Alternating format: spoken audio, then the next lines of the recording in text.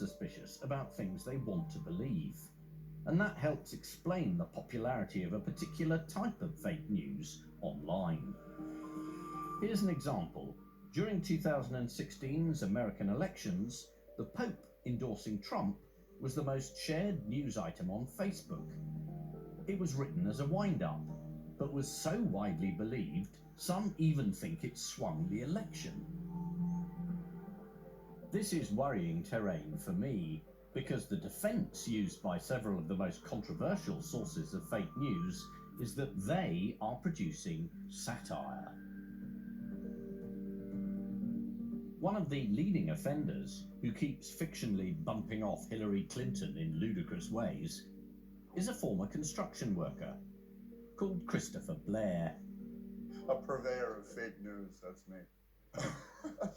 Right, I'm glad you're laughing. His most popular stories have been read by millions, including one reporting that Obama has made a fortune in royalties from the word Obamacare.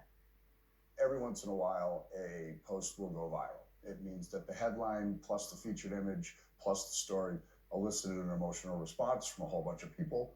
And if you get 1 million page views on something and you have ads, you're going to make some money on it.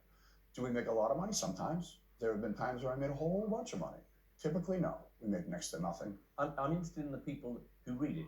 I make it my business to mess with not necessarily just people who have different political views, but political extremists on the other side. The alt-right is what we call them. Okay, so tell me how you actually do it. So you take Obama, Clinton, Pelosi, and attach something to it. A crime, an injury, a death, and add something as silly as possible to make sure that some reasonable person is going to be able to say, I don't know about this. How do you feel about the people who do believe it? Because I'm terribly worried that you would put a story up and that becomes part of their worldview, and you've done that. Right. Every article has the word satire in it. It's before the title, after the title again. The entire operation is satire.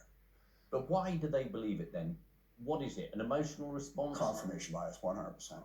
It's so easy to just pass something along that confirms what you believe. I'm serving them what they want. The number one comment that we get on our page is, I hope this is true. I'm still not entirely convinced that stories like these don't have real-world consequences, especially in our politically polarized times. Is your conscience clear? Oh, I sleep very well at night. I don't believe that I'm doing anything different from the people who sell the supermarket tabloids. Do you believe if there was, the next election and you were out there in force, you could change minds? No, I don't believe I can change minds. People who share my headlines out into cyberspace without reading them, without looking at them, things like that, they were going to vote for Donald Trump. They weren't sitting on some fence waiting for my satire to push them over to the dark side. That's not the way this worked. Unfortunately, they are lower information, lower educated, ignorant people. My goal is to say, why are you so dumb?